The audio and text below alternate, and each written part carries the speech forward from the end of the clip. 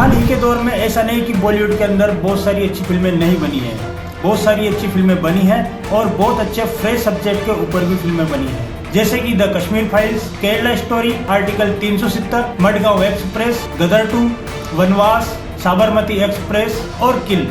इनमें से कुछ फिल्में हिट होती है और कुछ फिल्में फ्लॉप होती है, लेकिन मुझे इन फिल्मों का सब्जेक्ट बहुत ही अच्छा लगा। तो अगर यहाँ पर इन लोगों को बड़े मियां छोटे मियां बनानी थी तो जहाँ पर वो स्टोरी खत्म हुई थी वहाँ से इस स्टोरी को आगे बढ़ाना था, न कि एक्शन मूवी के तौर पे। और वहीं अजय देवगन अपनी पुरानी हिट फिल्मों के सीक्वल्स लेकर के आने वाले हैं, जैसे कि सन ऑफ सरदार 2। नमस्कार दोस्तों, आप सभी का स्वागत है हमारे यूट्यूब चैनल पर और मेरा नाम है ललित धाकड़ और आज हम इस वीडियो के अंदर बात करने वाले हैं रेड 2 के टीजर के बारे में। लेकिन आप सभी को पता है कि बॉलीवुड सीक्वल्स भी बनाता है और बॉलीवुड के अंदर सीक्वल्स बनाने का तरीका थोड़ा सा अलग है। जैसे कि कुछ दिनों पहले एक मूवी आई थी बड़े मियां छोटे मियां, और बड़े मियां छोटे मियां सीक्वल ना होकर के सिर्फ वहां से उसका नाम उठाया गया था। जैसे कि आप सभी को पता है कि गोविंदा की एक बहुत बड़ी फिल्म थी जिसका नाम था बड़े मियां छोटे मियां, और सीक्वल का ये मतलब होता है कि जहाँ पे स्टोरी खत्म हुई थी वहीं से स्टोरी को चालू किया जाए। लेकिन इन लोगों ने बड़े मियां छोटे मियां का एक अलग टाइप का नाम लेकर के और यहाँ पे उस फिल्म को बना डाला, और जो की बॉक्स ऑफिस के ऊपर दम तोड़ गई।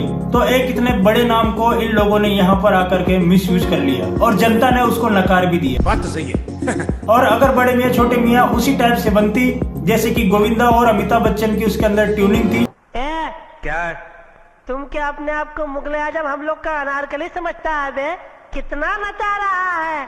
आप चाहेंगे तो हम रोज आकर आपके पास नाच जाएंगे। तो अगर यहाँ पर इन लोगों को बड़े मियां छोटे मियां बनानी थी तो जहाँ पर वो स्टोरी खत्म हुई थी वहाँ से इस स्टोरी को आगे बढ़ाना था, न कि एक्शन मूवी के तौर पे। और उस पुरानी मूवी के अंदर एक्शन, कॉमेडी, रोमांस और गाने सारे पॉपुलर थे और वो एक बहुत बड़ी सुपरहिट ब्लॉकबस्टर मूवी। और वहीं अजय देवगन अपनी पुरानी हिट फिल्मों के सीक्वल्स लेकर के आने वाले हैं, जैसे कि सन ऑफ सरदार 2, दे दे प्यार दे 2 और वहीं रेड 2।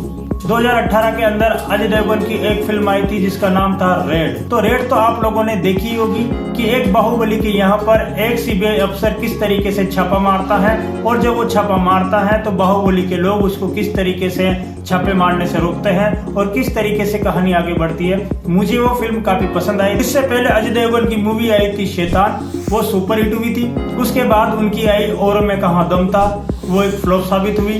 उसके बाद उनकी एक पुरानी मूवी थी मैदान, जो कि मूवी बहुत ही अच्छी थी, लेकिन पुरानी होने के कारण वो चल नहीं पाई। और अब अजय देवगन लेकर के आ रहे हैं रेड 2।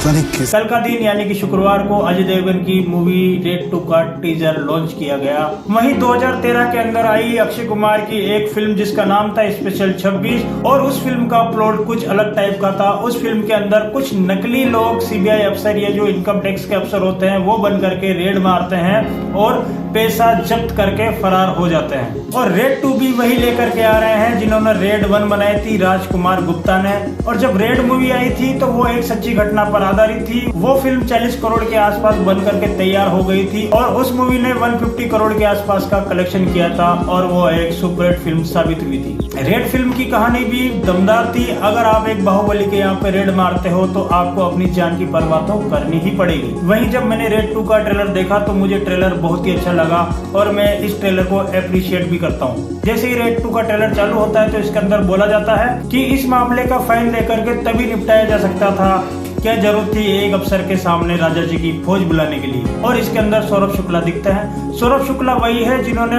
उस मूवी के अंदर यानी कि रेड के अंदर बाहुबली का किरदार निभाया था, और उस मूवी के अंदर उनको लास्ट में जेल हो जाती है। इस मूवी के अंदर भी वो जेल के अंदर ही है और जेल के अंदर ही उनके डायलॉग आता है। सौरभ शुक्ला चाय की चुस्की लेते लेते बोलते हैं, सुबह सुबह किसका नाम ले दिया, पता नहीं किसकी जिंदगी झंड करेगा ये पटनायक वाह, इसकी जिंदगी झंड कर रहा होगा पटनायक वाह। और वहीं इसके अंदर दिखाया जाता है कि 73 रेड अब तक मार चुका है और 74 बार इसका ट्रांसफर हो चुका है और अब ये 75वीं रेड मारने वाला है, ये सौरभ शुक्ला बोलता है। जरूरत थी एक सरकारी ऑफिसर के लिए राजा जी की फौज बुलाने की, और 75वीं रेड मारने वाला है और वो भी दादा भाई के यहाँ। और दादा भाई के रोल में रितेश देशमुख हैं, जो कि एक बहुत बड़े पॉलिटिशियन है, बहुत बड़े बाहुबली। 75वीं रेड डाल रहा है दादा भाई के घर पे।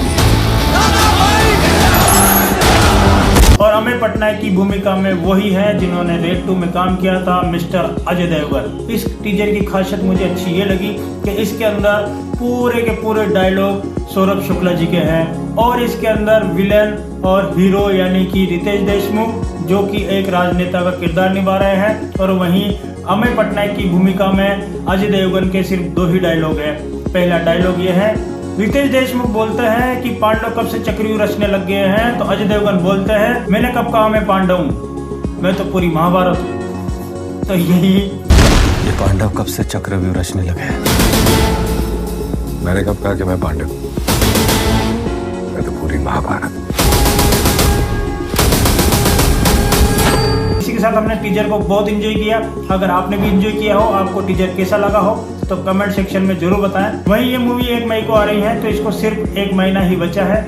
इसके अंदर इसको प्रमोशन भी करना है, ट्रेलर भी लेकर के आना है। दोस्तों, अगर अभी तक आपने हमारे चैनल सब्सक्राइब नहीं किया हो तो चैनल को सब्सक्राइब कर ले, ताकि हम जो भी अपडेट लेकर के आए हैं वो आप तक पहुंच सके। और आपको हमारी अपडेट कैसी लगी कमेंट सेक्शन में जरूर बताएं।